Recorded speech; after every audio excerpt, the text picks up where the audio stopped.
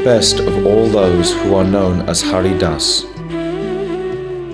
In the next verse, the gopis glorify Govardhan Hill, which is not only the crown of Vrindavan, but the crown of the entire universe.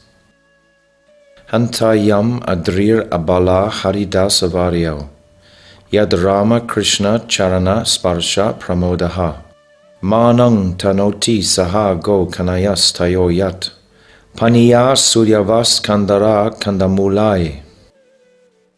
Srimad Bhagavatam 10:21-18 and Brihat Bhagavatamrita 2:7-109. This Govardhan Hill is the best of all those who are known as Haridas, because he is feeling great jubilation from the touch of the lotus feet of Krishna and Balaram.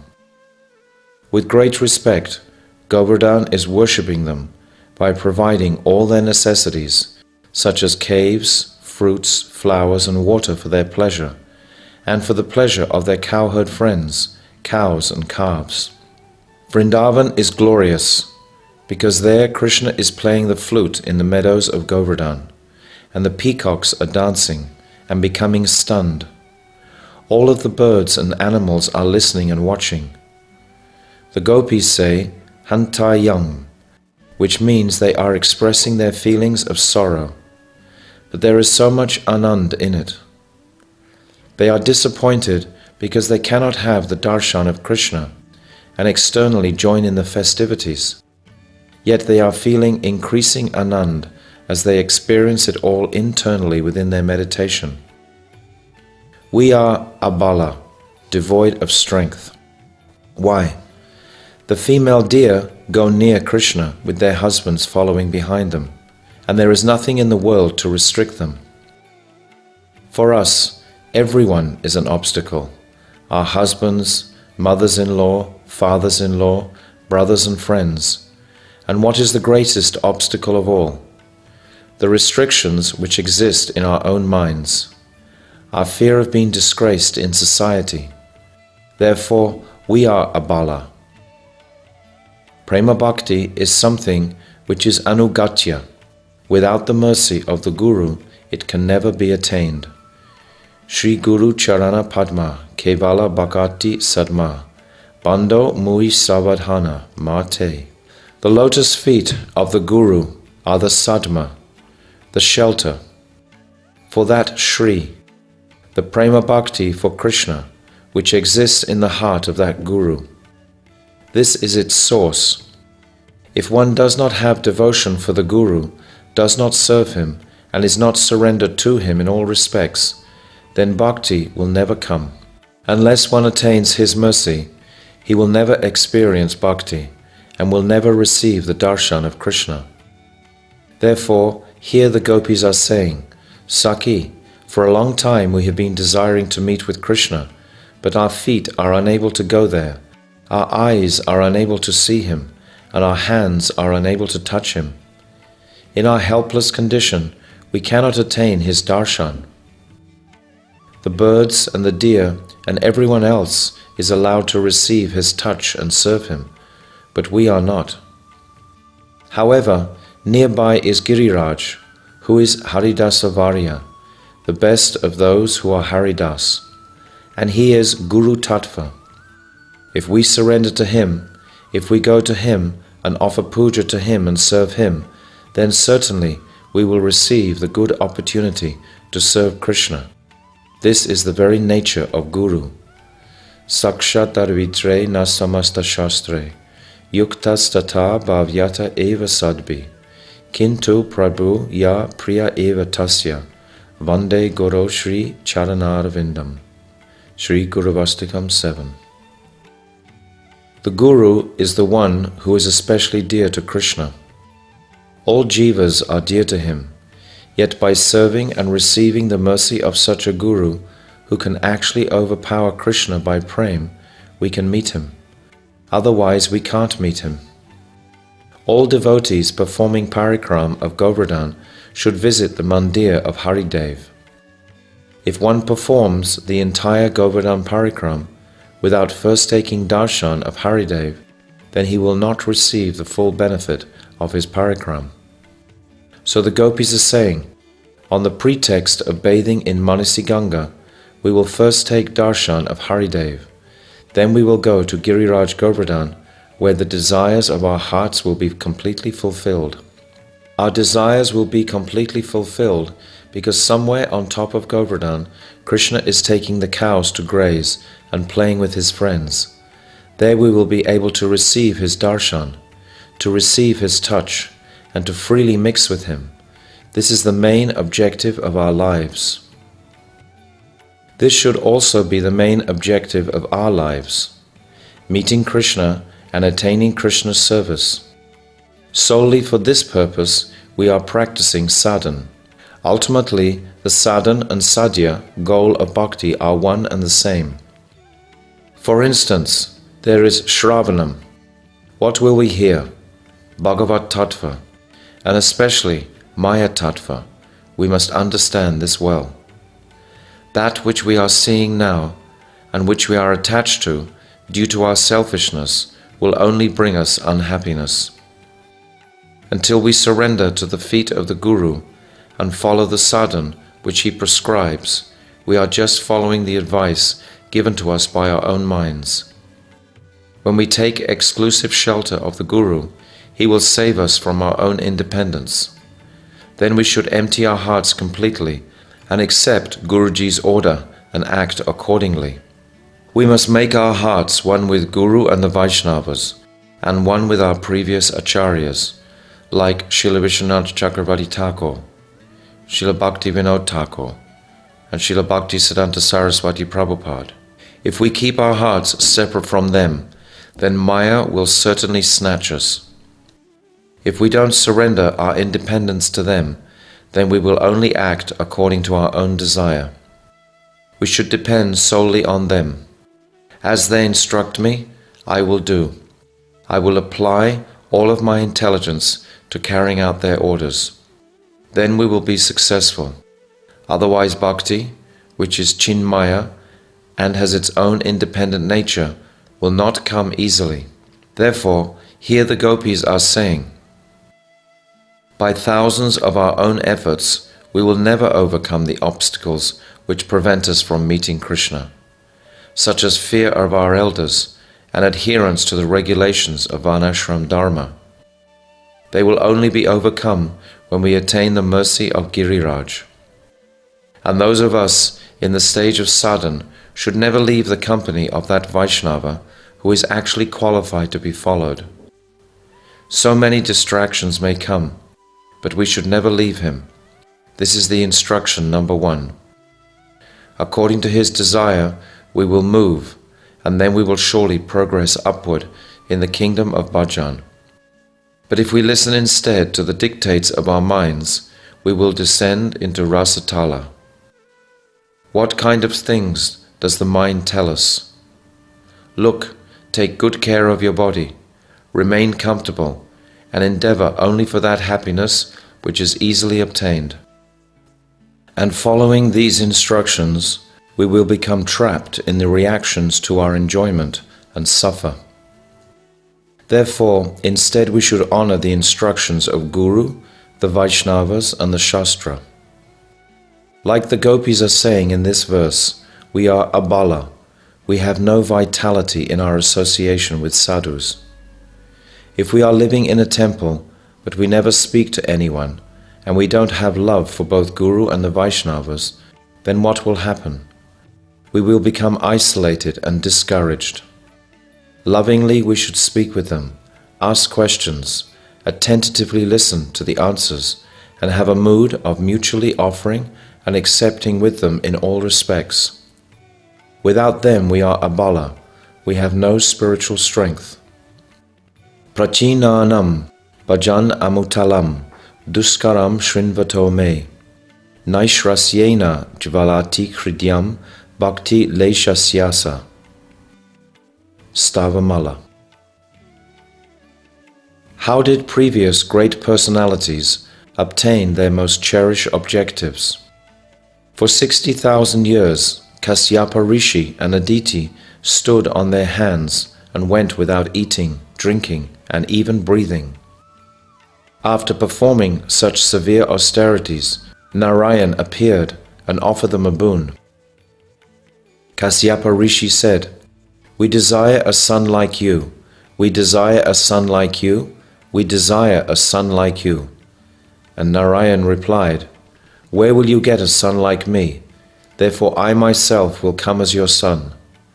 And because he had asked 3 times, Narayan became their son in 3 separate births.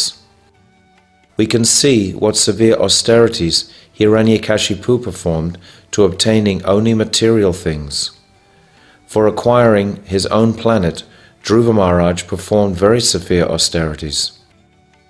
Someone offered Sanatana Goswami a quilt, but fearing that it may make him sleep more, he said, "Burn it." But on the contrary, what are we doing? With great pleasure all day we are eating, sleeping, joking, laughing, quarreling, and in the midst of all this we take a little Harinam. Relatively easily we can rid ourselves of our worldly attachments, but that rare prem which we are aspiring for will not come if we are going on like this, always thinking, "How will I meet Krishna?" Once Bhagavan gave Narad his darshan and then immediately disappeared, and Narad began crying profusely. Why did he disappear? Inside you there is not sufficient eagerness. Therefore I have come to increase your eagerness for attaining my association. In your present form you cannot always remain with me, but when your eagerness to be with me becomes sufficiently intense, you will automatically shed your present body, and then you will always be able to see me. But our bhajan is not filled with eagerness and intensity. If our hearts are not completely melted, we will never meet Krishna, so there is only one hope. We are standing on the shores of the ocean of your kindness, and if even one drop of that ocean falls on us, then our lives will become meaningful. Our only hope is that sometime or other we will meet him. Therefore, if we are fortunate enough to acquire the company of a real Vaishnava, we should stay with him and adopt his ways, hoping that one day we will receive the direct mercy of Krishna. The gopis are saying, "We are abala," because our feet are unable to take us to Krishna.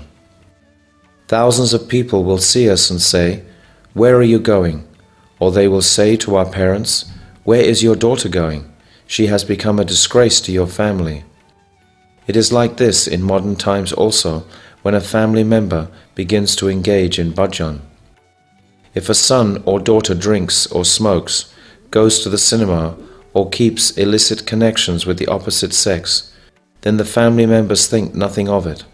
But if someone leaves everything for bhajan, they say that he or she has become a disgrace to the family. If a sadhu hears about this, what will he say? Because he has taken up bhajan, he has become the lamplight of the family. And hearing of this, that person's forefathers, whether they are in Pitriloka or wherever, will begin dancing. Now a devotee has appeared in our family. The gopis are saying that Haridasa Varyo, Govardhan is the best of those who are Haridas. He in whom Krishna invests all of his good qualities is called a devotee of Bhagavan, and that person is Haridas. 3 personalities have been referred to as Haridas: Yudhisthira Maharaj, Uddhava, and Giriraj Govardhan. Yudhisthira Maharaj has 3 types of relationships with Krishna: in Vatsalya Bhav, Sakya Bhav, and Dasya Bhav. He serves Krishna in these 3 sentiments according to the necessity. He loves Krishna in the same way as he does Arjun and Sahadev as a younger brother. As Krishna's friend, he jokes and laughs with him, and by considering that everything he possesses, his kingdom, wealth, wife, sons, is for the service of Krishna, he acts as his servant. After Krishna had left Hastinapur, Yudhisthira Maharaj felt that his kingdom no longer had any value. But as long as Krishna was present there, he felt that all of his property was for the service of Krishna. Whenever Krishna desired to leave there and go to Dwarka, Yudhisthira Maharaj would approach Kunti and say, "My dear mother, he will not listen to me, but he will listen to you. Please speak to him." To Draupadi he would say, "He won't listen to me, so you just let some tears fall from your eyes. He won't listen to me because I won't cry, but by crying a little you will capture him." Then because she started crying, and Kunti cried also, Krishna would not go. In this way, sometimes implementing some trickery, he would serve Krishna. Even Rasik Vaishnavas like Narad pray to Yudhisthira Maharaj, "You are Haridasa." Accompanied by his queens, Krishna comes to your palace, and so many sadhus also come. The sadhus come because they want to experience the glories of Krishna.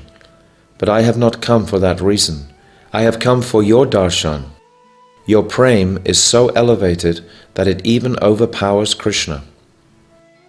Uddhava is Krishna's minister, friend and servant, and he even performed the function of a Priyanam Saka when he delivered a message from Krishna to the gopis.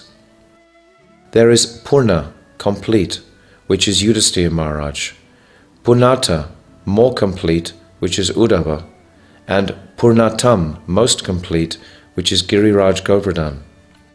In whichever rasa Krishna desires to enjoy, Giriraj Govardhan is ready to serve him. In the Shanta, Dasya, Sakya, Vatsalya, Madhurya, and Sumadhurya rasas, Govardhan makes the suitable arrangement for Krishna and is therefore known as the best of those who are Haridas. Knowing this, the gopis are saying here, "We will go to Giriraj, offer puja to him and serve him, and then we will attain darshan of Krishna, taking the cows out to graze."